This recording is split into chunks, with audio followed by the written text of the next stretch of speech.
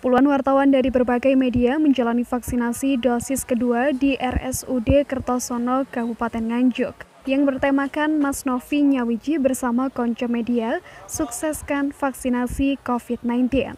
Wartawan mendapatkan prioritas vaksinasi karena sebagai pelayan publik harus menjalankan tugasnya turun ke lapangan di berbagai tempat, serta berbagai narasumber untuk melakukan peliputan sehingga sangat beresiko terpapar COVID-19. Selain itu, dengan dilakukan vaksinasi kepada para wartawan agar dapat menangkal hoaks, serta menginformasikan yang sebenarnya kepada masyarakat terkait dengan vaksin dan COVID-19, serta mengajak kepada masyarakat agar ikut mensukseskan vaksinasi sebagai ikhtiar pencegahan COVID-19.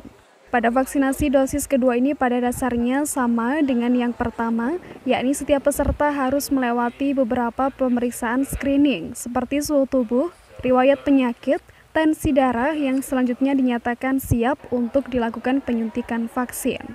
Untuk memastikan vaksinasi kepada para wartawan ini dapat berjalan dengan lancar, Bupati Novi meninjau setiap proses yang harus dilalui para peserta mulai screening, penyuntikan hingga observasi. Bupati Novi juga menyampaikan jumlah vaksin yang telah didistribusikan di Kabupaten Nganjuk belum banyak, tepatnya 8,3% dari jumlah penduduk di Kabupaten Nganjuk.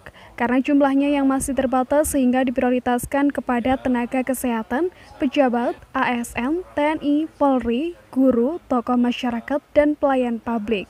Yang selanjutnya pemerintah daerah masih menunggu dari pusat untuk diberikan kepada masyarakat secara bertahap yang pada tahun 2021 ini diupayakan setidaknya 60-70% warga Nganjuk sudah menerima vaksin COVID-19. Sangat senang sekali hari ini kita semuanya bisa mengikuti pelaksanaan kegiatan vaksin untuk teman-teman pers, media yang ada di Kabupaten Nganjuk, vaksin untuk tahap kedua. Mudah-mudahan saya doakan ini berjalan dengan baik dan tidak ada efek yang timbul akibat vaksin yang kedua ini.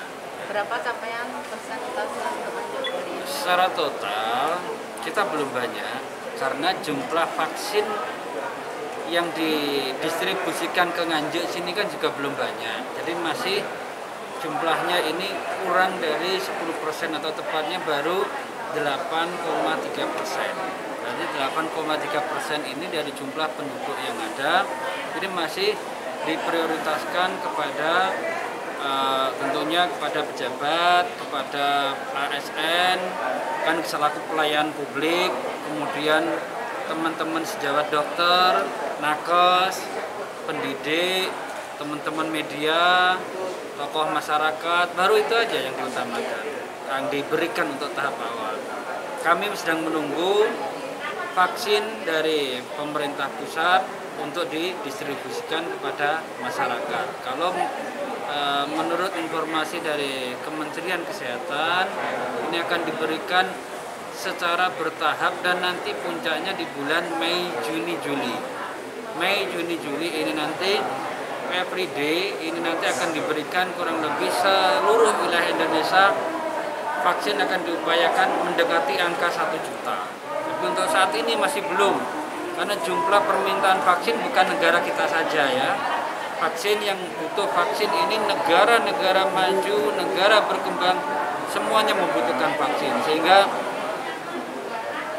keterlambatan atau belum maksimalnya pemberian vaksin ini bukan dari pemerintah daerah, tetapi karena stok vaksin yang dipesan belum datang dari produsennya.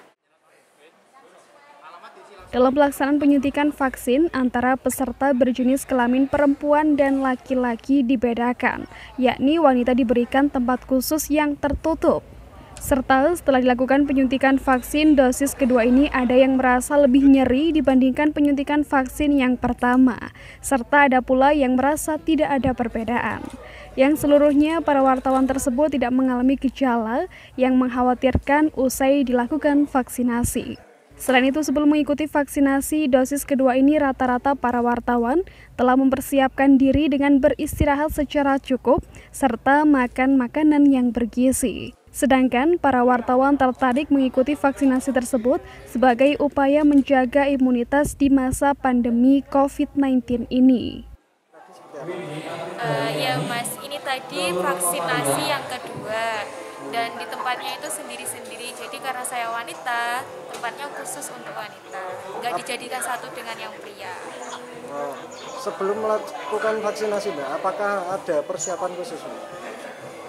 Persiapan khususnya ya seperti dicek suhu tubuh, tensi darah, seperti itu, apakah punya riwayat penyakit lain.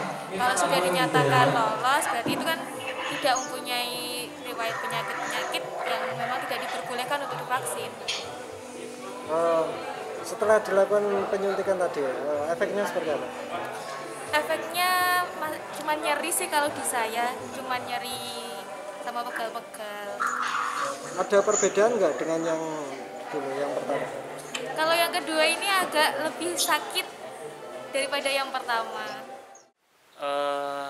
Karena gimana ya, vaksin itu kan sebenarnya upaya kita, vaksinasi itu upaya kita untuk menjaga imunitas, meningkatkan imunitas di masa pandemi itu agar tidak terpapar COVID-19. Setelah dilakukan vaksinasi tadi reaksinya seperti apa? Alhamdulillah nggak ada reaksi apa-apa ya. Ya cuma kayak disuntik seperti disuntik biasa aja, nggak ada reaksi yang seperti diberitakan. Kan ada tahu sebagian teman-teman tuh yang katanya ada ya ketika disuntik itu mengalami reaksi bengkak dan sebagainya, tapi kalau tadi saya enggak. Sebelumnya apakah ada persiapan? Memang sebelumnya saya ada persiapan sih, jadi sehari sebelum vaksinasi saya memang beristirahat agak panjang ya, agak beristirahat total sehari sebelumnya. Untuk harapan ke depan? Harapan ke depan ya semoga teman-teman jurnalis dan masyarakat lainnya bisa ikut vaksinasi COVID-19 karena memang vaksinasi ini bagian dari ikhtiar kita bersama di masa pandemi untuk menjaga kesehatan. Dihimbau bagi yang sudah maupun yang belum mendapatkan vaksin untuk patuh pada protokol kesehatan, dengan harapan agar pandemi COVID-19 ini segera berakhir agar seluruh bidang dapat pulih kembali. Tim Liputan, GPN Nganjuk, Jawa Timur.